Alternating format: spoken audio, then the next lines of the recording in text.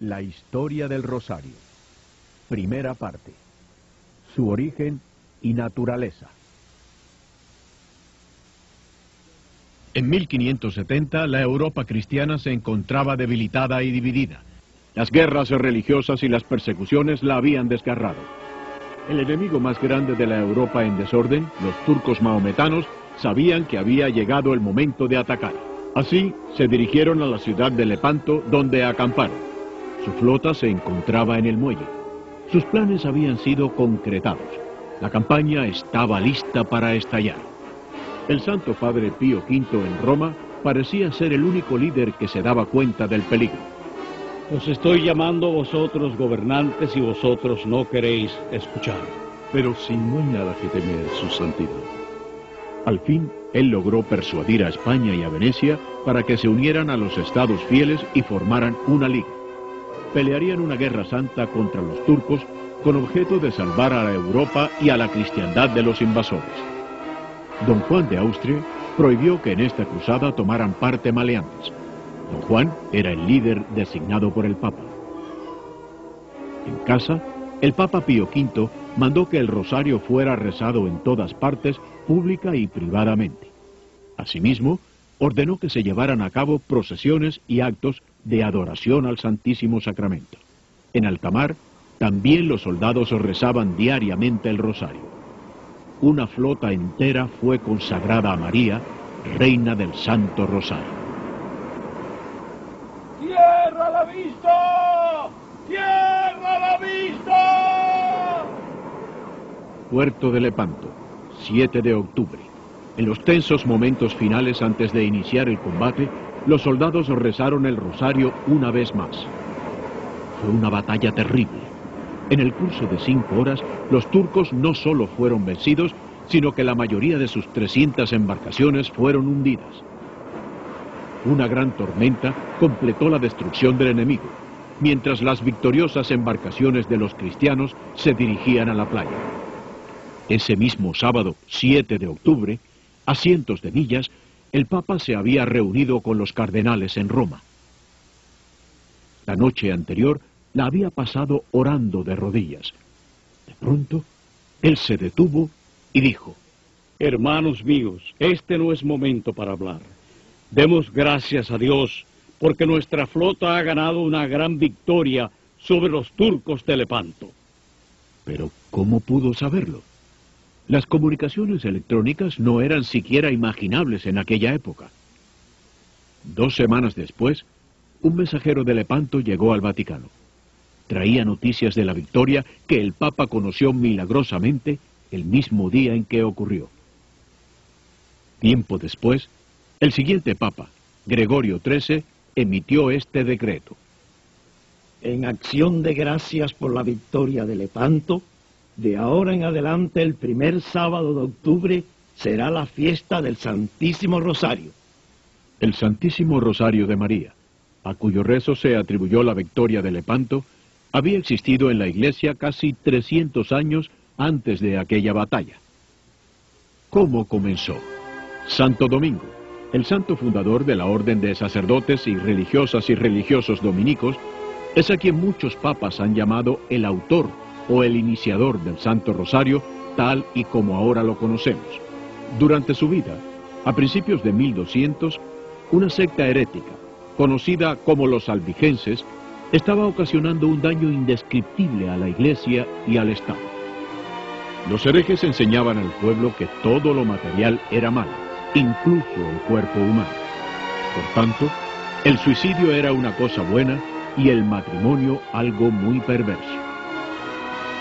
Domingo hizo su mejor esfuerzo para revertir la marea de este mal a través de sus prédicas fervientes y su vida santa, pero tuvo poco éxito.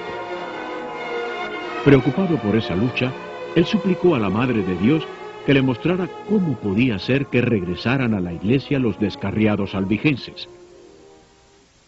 Cuenta la tradición que la propia Virgen María se apareció a Domingo en Francia y que ahí le reveló el rosario.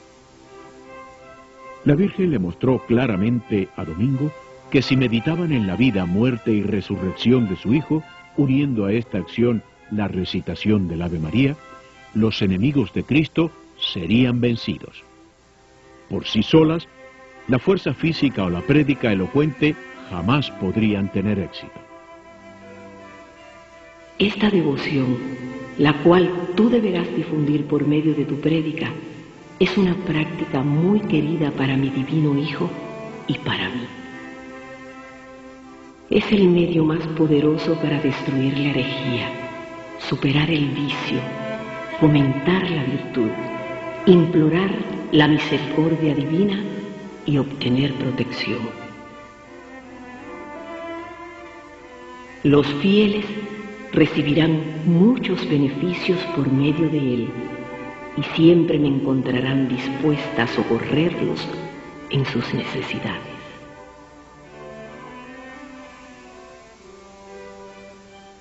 Un simple cordón de cuentas enumeran las Avemarías y Padre Nuestros rezados.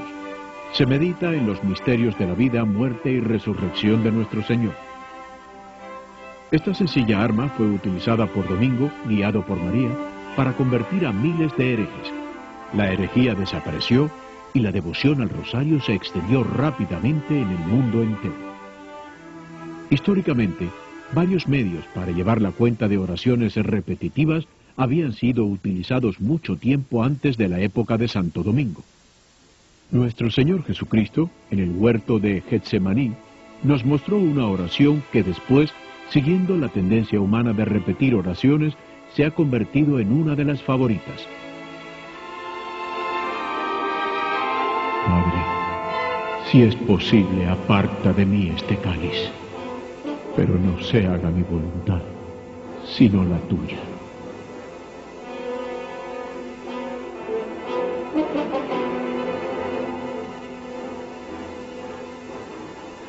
Una vez más, Jesús desde la cruz en el Calvario nos dio otra oración para poder repetir a lo largo de nuestras vidas.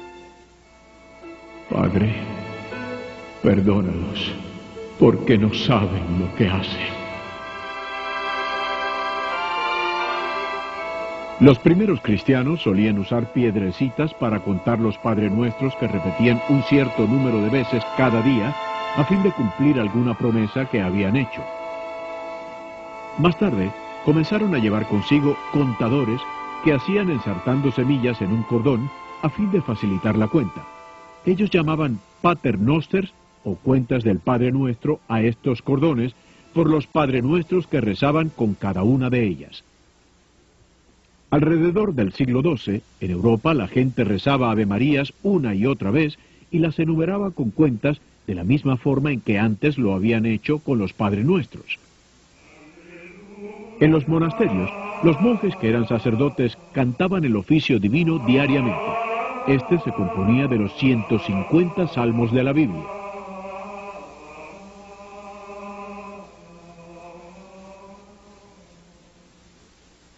Dios te salve María, llena de gracia. Pero otros monjes que no eran sacerdotes y que no sabían leer, así como las personas mayores en casa, solían rezar 150 Avemarías en lugar de decir los 150 salmos del oficio divino.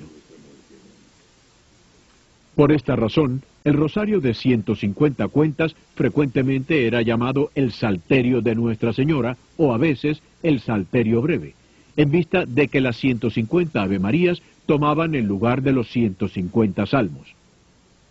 Sin embargo, la división de las 150 cuentas en las 15 decenas o grupo de 10, separadas por las cuentas grandes del Padre Nuestro, fue por primera vez enseñada por la Virgen María a Santo Domingo. María dividió el rosario como un medio para instruir a sus hijos en las verdades de su religión, que no es otra cosa que la historia maravillosa del amor de Dios por ellos. Ella eligió 15 de las escenas o pasajes más importantes de la vida de su hijo, una parte de la historia del amor de Dios por nosotros. María pidió que sus hijos meditaran, esto es, que pensaran en estos eventos mientras rezaban las Avemarías de su rosario. 5 de estos eventos son llamados gozosos, porque nos recuerdan los principios gozosos de la gran obra del amor redentor de Dios para con nosotros los pecadores. Todo comenzó con la primera escena gozosa, cuando el arcángel San Gabriel informó a María que ella iba a ser la Madre de Dios. Dios había prometido enviarlo al mundo para abrirnos las puertas del cielo, cerradas a causa del pecado de Adán.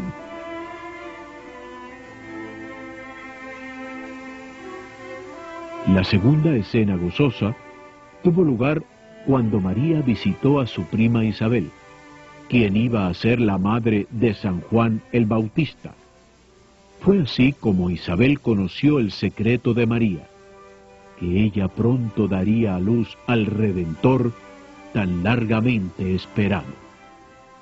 La tercera escena gozosa ocurrió en la primera Navidad, cuando el Hijo de Dios vino al mundo para poder comenzar su obra de redención en nosotros. El cuarto evento gozoso encontró a María ofreciendo a su divino Hijo a Dios en el templo. El profeta Simeón le dijo que una espada atravesaría su propio corazón, porque muchos aceptarían a ese niño como el Hijo de Dios, pero muchos también lo rechazarían. La quinta escena gozosa tuvo lugar cuando María y José, con gran alivio, encontraron a Cristo niño en el templo después de estar perdido durante 3 días. 5 de los eventos del rosario son llamados dolorosos, porque nos recuerdan el amor de Dios mostrado a nosotros por medio de su terrible pasión y muerte, que nos rescataron del pecado y de Satanás. La primera escena dolorosa nos recuerda la agonía de nuestro Señor en el huerto, cuando el horror de nuestros pecados hizo que su sudor brotara como gotas de sangre. El segundo evento doloroso nos recuerda la flagelación sufrida por nuestro Señor como parte del castigo por nuestros pecados. La tercera escena dolorosa nos muestra a nuestro Señor con espinas que se introducen hondamente en su sagrada cabeza. Cristo aceptó esta tortura pagando por todos nuestros pecados de pensamiento. El cuarto evento doloroso nos presenta a Cristo subiendo fatigosamente el monte Calvario con la cruz a cuestas, para pagar el valioso precio de nuestra redención.